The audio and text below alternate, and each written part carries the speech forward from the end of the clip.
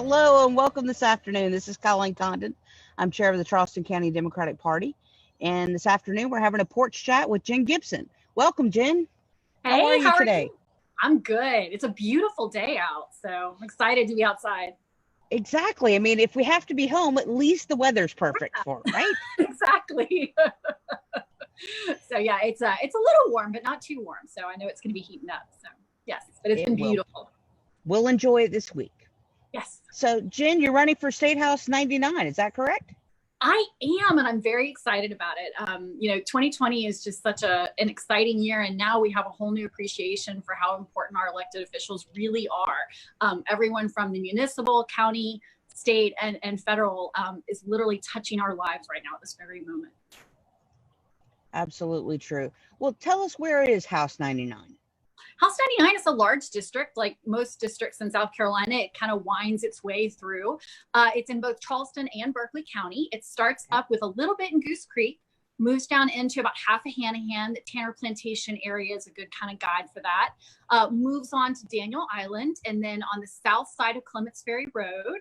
And then you go across the bridge into Mount Pleasant, and you actually have two very different parts of Mount Pleasant. So you have up on Highway 41, you have behind the gates of Dunes West, a little bit of Park West, Rivertown, Planters Point, and then you basically leave and a little bit of Phillips, and then you leave the district. You have to go down 17, come back up Long Point, and you run into the Long Point neighborhood and the Stoughton community, and then you kind of skip over Bell Hall. Bell Hall is not in the district, and then you go back across the bridge and kind of join back up at Daniel Island. So lots of little pockets cut out, like Brickyard isn't in it. It's a really interesting district. So, and this is a race, a district you're familiar with.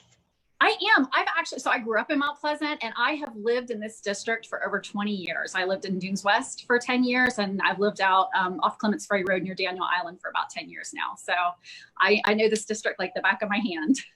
Oh, that's terrific. Now, so what would you say are the biggest issues facing this House district? I think there are two issues that really impact our life every single day. And the first would be infrastructure, mainly traffic. We are not able to move ourselves efficiently around the community. We spend a tremendous amount of time sitting in traffic, and the roads are unsafe. I mean, it is literally dangerous. The bridge debacle is in our district, and it is unacceptable that with so many communities near the water, we have such difficult roads to traverse. And so that would be the first issue. And kind of to go with that infrastructure issue is we don't do a very good job of making sure we have enough schools, enough police and fire department personnel, especially on the Berkeley County portion of it. And so that's tied into that infrastructure, poor planning and overdevelopment.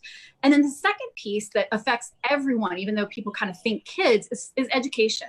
Property values are tied to education, and property values are high in District 99, and the schools are really good, but they are at risk if we begin to pull money out of the public school system and divert it into programs where we're giving vouchers to unproven charter schools and just diverting money away completely from education systems that only a few people can take advantage of.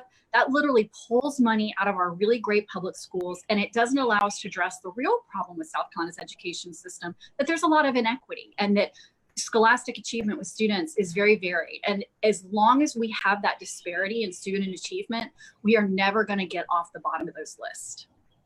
How do you think students are doing right now? Well, I have one at home. He's precious. They're stressed. They understand that their routine is completely changed.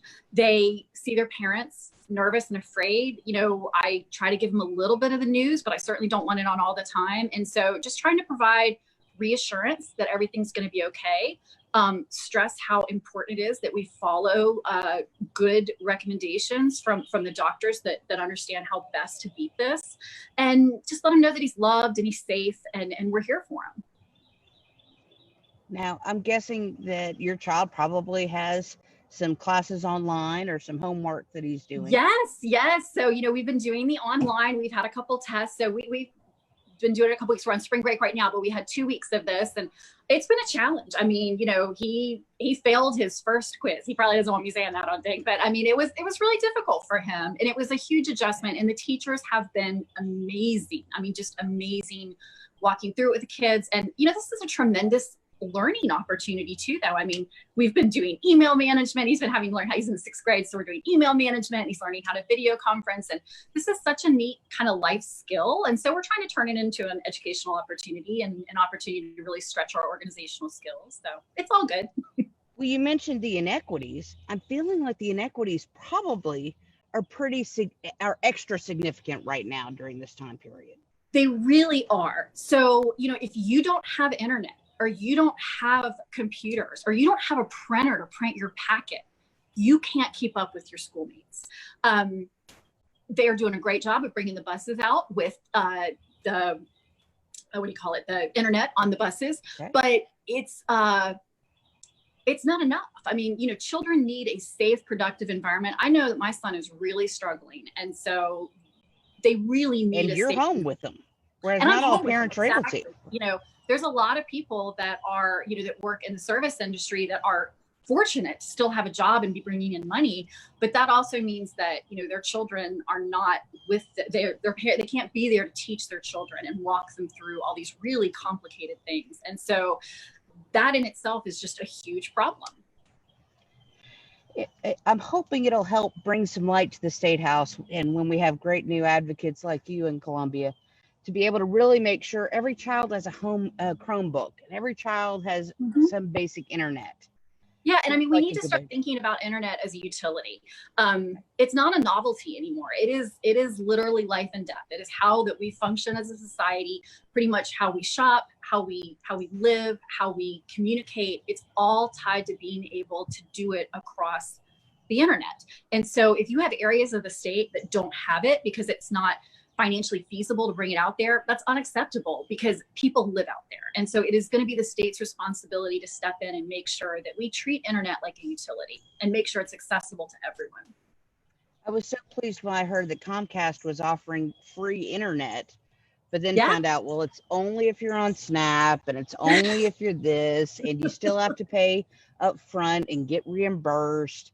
Not really free. It's a lot of restrictions. And, you know, unfortunately, you know, personally, my granddad from West Virginia, he never learned to read or write. And so I'm really aware of how when you're poor and you don't have those skills, it's virtually impossible to take advantage of programs from private companies and from the government because you don't understand how they work. You don't have the skills to apply for them.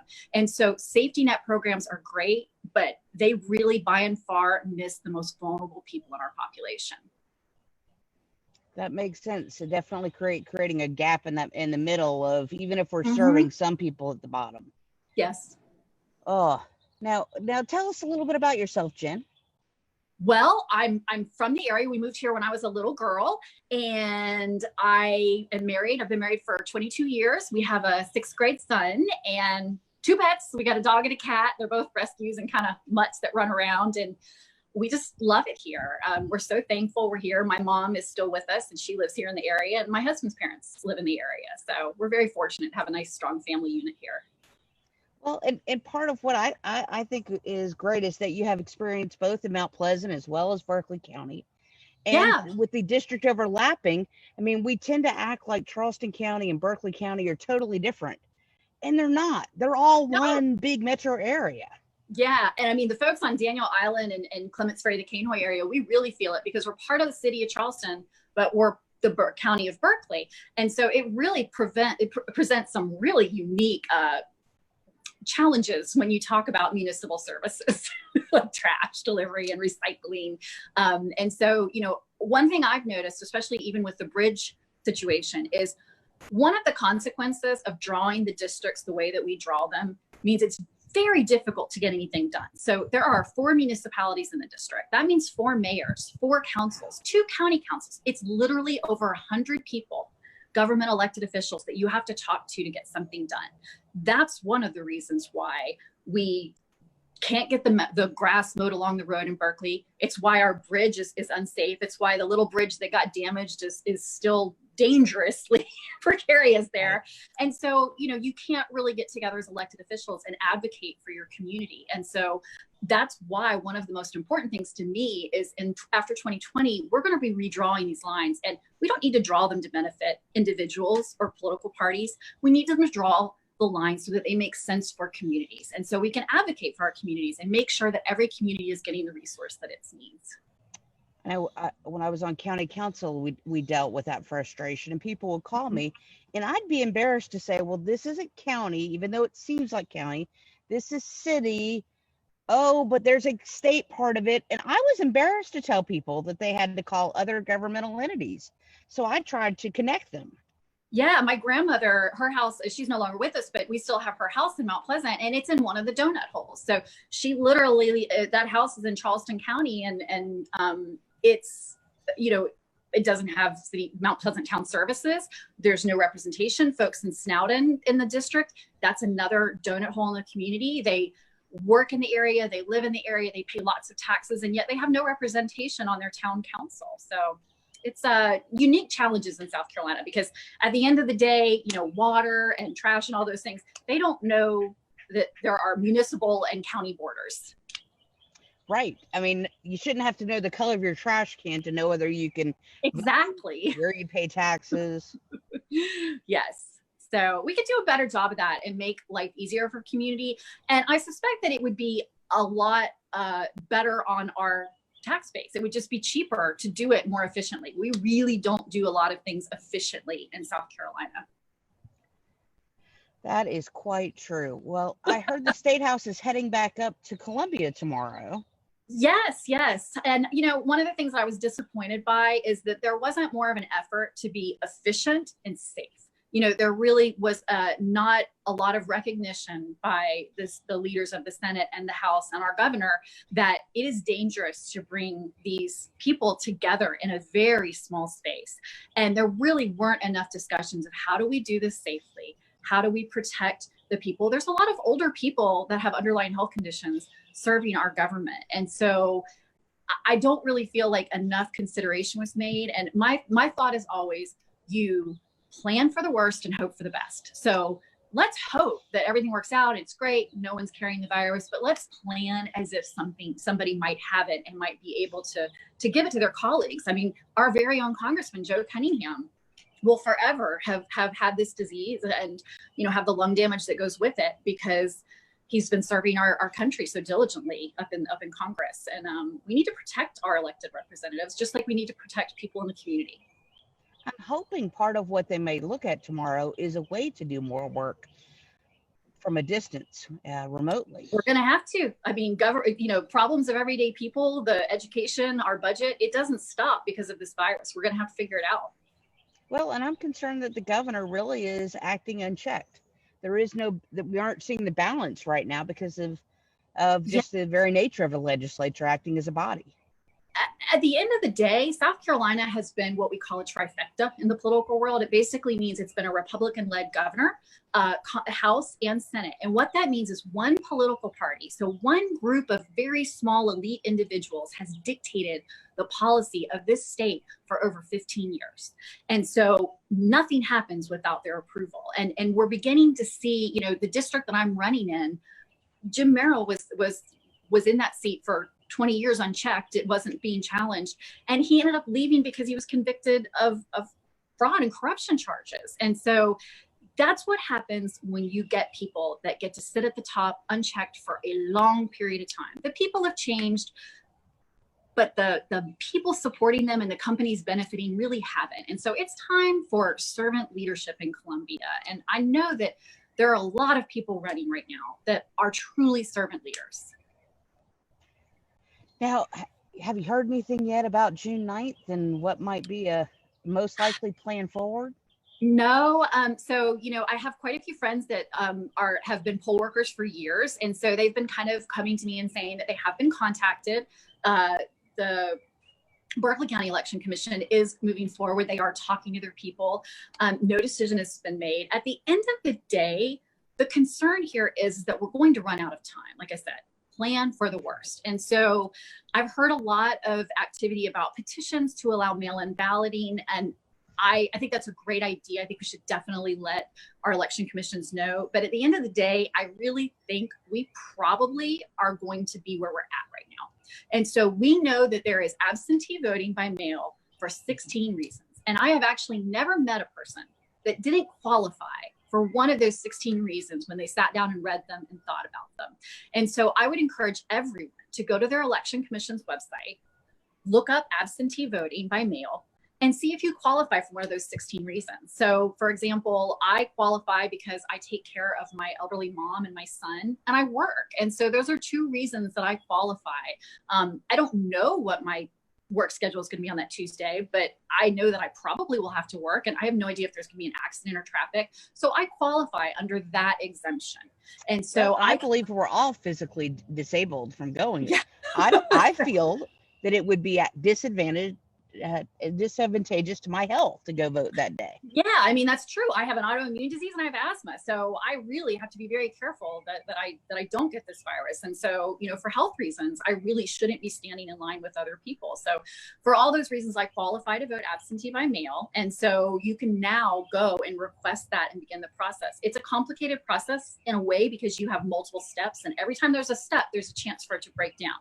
So the sooner you do it, the sooner you will know if everything was done correctly and the ballot is being mailed to you, and there's time to fix a mistake. When you're waiting to the last minute, or if something comes up that you weren't aware of, sometimes it's just too late to accomplish all the steps in the process. We're seeing that in Wisconsin right now, that people aren't going to get mailed those ballots, and now with the court ruling the way it did, people are being disenfranchised, even though they made very good faith efforts to make sure that they could vote.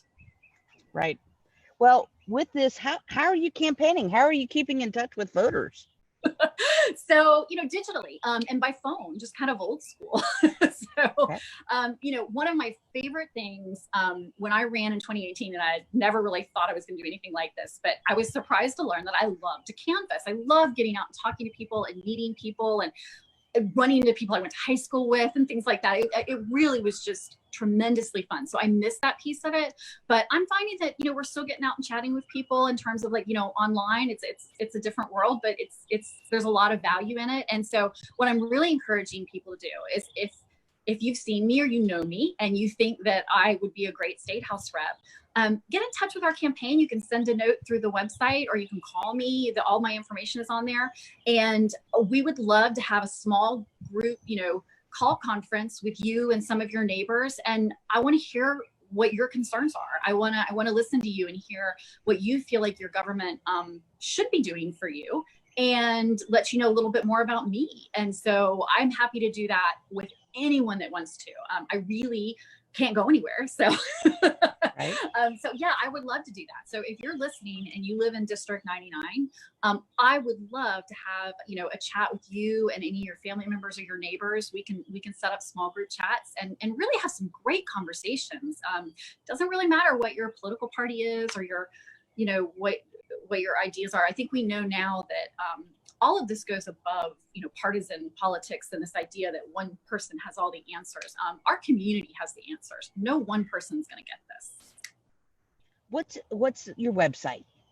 It's jenforsc.com. That's JENFORSC.com. And I've got a little bit of my information about my policy platforms, all the information to get in touch with me. Like I said, I'm happy to schedule phone conversations with any of you. And you can also sign up to get news updates on the campaign there. Oh, terrific. Well, Jen, thanks for joining me today. I really appreciate it. Thank you. And we've got that primary on June 9th. So please visit the website, learn a little bit more about me, request that absentee ballot. And, Democrats are going to get out there and rock this primary. I'm so excited for us. Great. Thanks, Jen. Have a great afternoon. Thanks. Bye, Colleen.